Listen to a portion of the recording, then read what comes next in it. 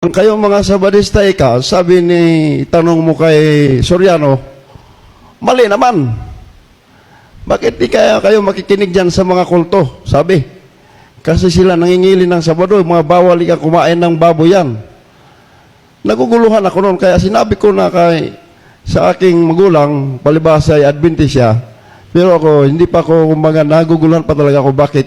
Sabi ko bakit pagka nanonood ako sa mga TV, mali, sabon agin naman, sabi nila, talaga talaga, banal ang araw ng linggo. So, bakit, para akong, sabi ko, ano ba talaga? Pero yung nakita ko sa Biblia, talagang sinabi ng Panginoon, ang Sabado napaka-importante. Talagang, iyon ang sinabi ng Panginoon, mangilin ka sa ikapitong araw, at huwag kang gumawa ng anumang gawa sapagkat banal na araw ng Sabat. Ang itatanong ko po, ang Sabat po ba ay ginawa ito para sa tao o ang itinatanong ko po, bakit po yung gano'n po talaga kahalaga ang Sabat? Thank you, kapatid. Bigyan rin natin ng pansin yung kanyang observation. Ayon sa kapatid natin ay hindi naman siya dating Adventist. Iba't ibang mga nilipatan niyang lugar. Tapos ay bago siya naging Adventist ay napapanood niya yung isang programa na ang mga Adventist ay mga Sabadista ay mali. Kulto. Bakit? Kasi nangingilin daw ng Sabat at hindi kumakain ng baboy. So, yun ang napansin ko na dapat po natin i-correct bago yung kanyang huling binanggit na tanong. Mga kapatid, baka mayroong nanonood nga naman na ganito rin ang naririnig doon sa isang programa na yon na itanong mo kay Soriano, ay malihong definition na sabihin kulto kasi hindi kumakain ng baboy at nangingilin ng Sabat. Manapa ang hindi kumakain ng baboy at nangingilin ng Sabat, hindi kulto. Yun ay sumusunod sa Diyos. Dahil yung utos na ipangilin mong Sabat, utos ng Diyos. At kung kumain ng baboy, utos ng Diyos yun. Hindi ho palatandaan ng isang kulto yun. Yan yung mga bagay na dapat po natin ituwid. Kasi nga naman, yung mga nanonood sa atin, dahil nga sa popular yung kanyang programa, ay pag naunang nakapanood doon, ay akala nga nila, kulto. Iyan ba'y nasa Biblia? Ang kulto po kasi, ito'y turo na wala sa Biblia. Tandaan natin. Ang definition ng isang kulto ay mayroong human leader at mayroong libro na pinagbabasihan ng doktrina na wala sa Biblia. Yan. Mayroong ibang source of truth. Tapos ay naniniwala sila at kung ano lang ang sabihin ng human leader, yung puno, tango, oo na lang, sunod-sunuran. Yun ang isang katangian ng kulto. Pero yung mangilin ka ng araw ng Sabat, hindi kulto yun. Bakit? Utos ng Panginoon yan eh. Ito, babasahin natin. Exodus 20, talatang 8. Alalahanin mong araw ng Sabat upang ipangilin. Yung bang mangilin at sumunod dyan, kulto, utos ng Diyos yan eh. Di ba? So, hindi po kulto ang nangingili ng Sabat. Ngayon, kung hindi na nangingilin, hindi sumusunod sa Diyos. Yun ang kandidato sa pagiging kulto. Kasi baka ang sinusunod niya, yung leader lang niya. Ay di ba yung kulto, ang ibig sabihin ay human leader. Kahit na-search po ninyo, ay yun ang definition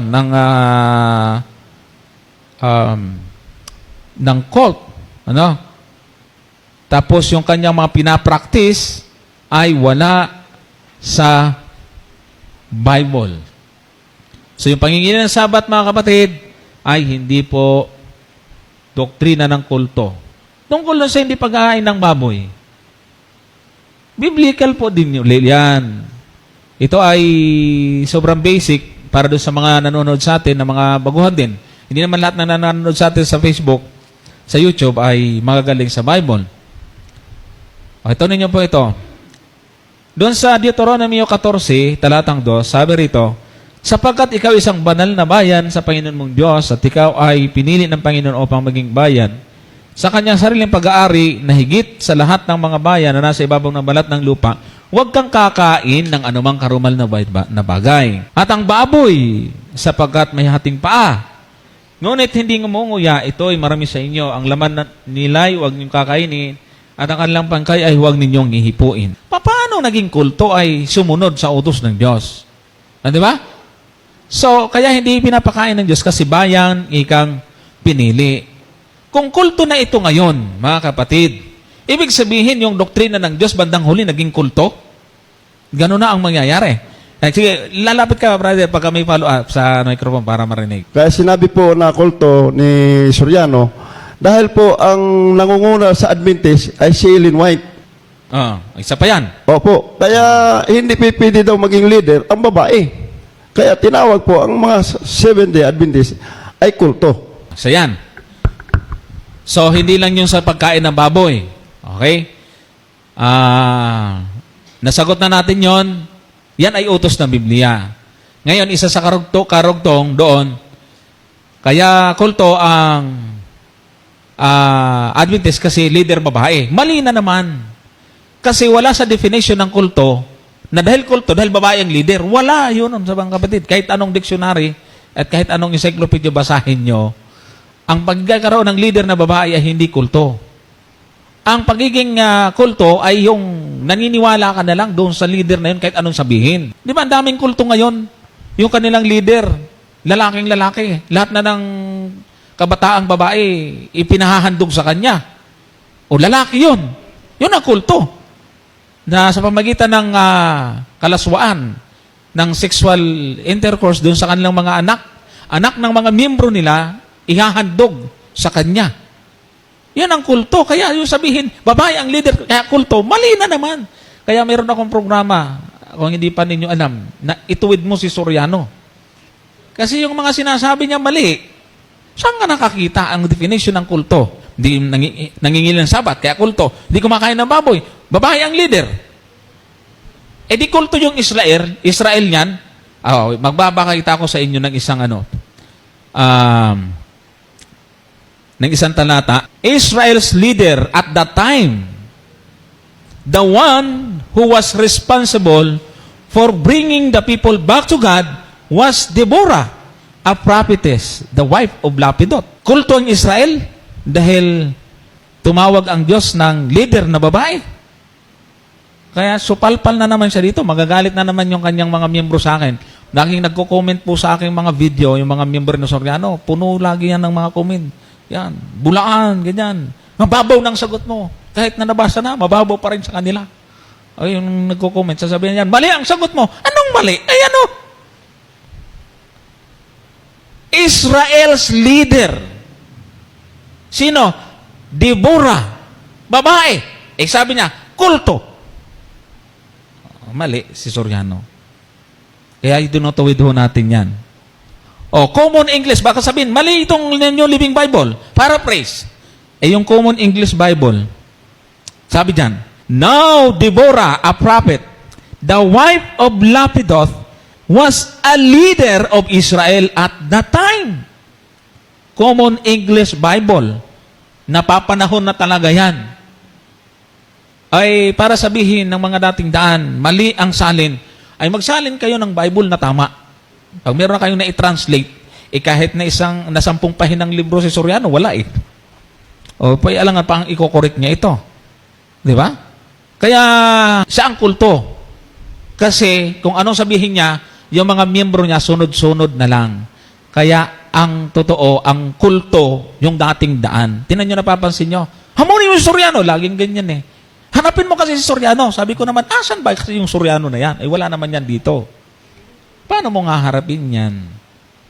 So, ngayong meron na tayong programa, may live streaming pa tayo, meron pa tayong live sa TV, hindi na uubra ngayon yung mga panunulig sa walang batayan. Na itutuwid na natin kaagad-agad yan. Kaya, salamat doon sa tanong mo, kapatid, at naituwid ho uli natin na hindi po totoo na kultong Adventist. Ngayon, Ang question na kapatid, meron pa ka pang tanong, hindi ko pa nahuli, na ano yung huli. Hindi, nagpapasalamat lang po ako kasi nasagot nyo po yung katanungan Okay. ko. Ngayon, yung tanong doon sa huli, gaano ba kahalaga ang Sabat? Di ba yun yung pinakahuli mo sa kwan? Napakahalaga po mga kapatid ng Sabat. Alam niyo ba yung araw na ang araw ng Sabat na sinusunod natin? Lilinawin nga pala natin ano mga kapatid. Hindi lahat ng Sabat sinusunod natin. Kasi may Sabat na natapos yung nasa Leviticus 23, yung mga ceremonial Sabat. Yan ay naipako sa cross doon sa Colossus 2:14 hanggang 16. Basahin po nga natin yan para mabigyan natin ng linaw yan. Na pinawi ang usapang nasusulat sa mga palatuntunan laban sa atin na hindi naaayon sa atin at ito'y kanyang inalis na ipinako sa cross. Kaya ang bintang ng iba, matigas ang ulo natin. Meron ng inalis niya, ipinako sa cross. Ano yon? Sabi niya, sino man nga ay huwag humatol sa inyo tungkol sa pagkain o sa pag-inom o tungkol sa kapistahan o bagong buwan o araw ng Sabat. O kita mo, pinawi na sa cross yan. Kaya atin ang inunahan. Hindi lang lahat ng Sabat ay sinusunod ng Adventist. Meron talagang napawi. Ito yung Sabat na nasa palatuntunan. Sa 14, di ba? Pinawi yung usapang nasusulat sa palatuntunan. Kailanman ang 10 utos ay hindi tinawag na palatuntunan. Okay? Ordinances, sabi sa English. Hindi ho ordinance yung yung 10 Commandments. Moral law po yan. Kaya ang Sabat na nakasulat sa 10 utos, ang sinusunod natin, hindi siya Sabat na nasa palatuntunan. Okay? Ang palatuntunan, ito yung mga programa na ginagawa sa pamagitan ng mga ordinansa or mga seremonya na ginagawa. Ito yung nasa Leviticus na mayroon pong Sabat doon na sunod-sunod, araw na panay walang ginagawa kundi pangingilin.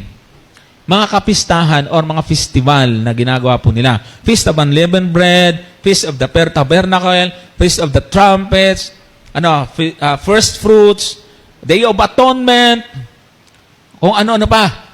Yan yung mga Sabat din kung tawagin. Yan yung naipako sa cross, nasa palatuntunan siya. Kasi ang lahat ng inaaninuhan yan ay si Kristo. Sangayon sa 17, na isang anino ng mga bagay na nagsisidating, ngunit ang katawan ay kay Kristo. Yung Sabat na sinusunod po natin ay mahalaga. Kasi po ito ay nakasulat sa 10 utos. Okay? Tingnan nyo.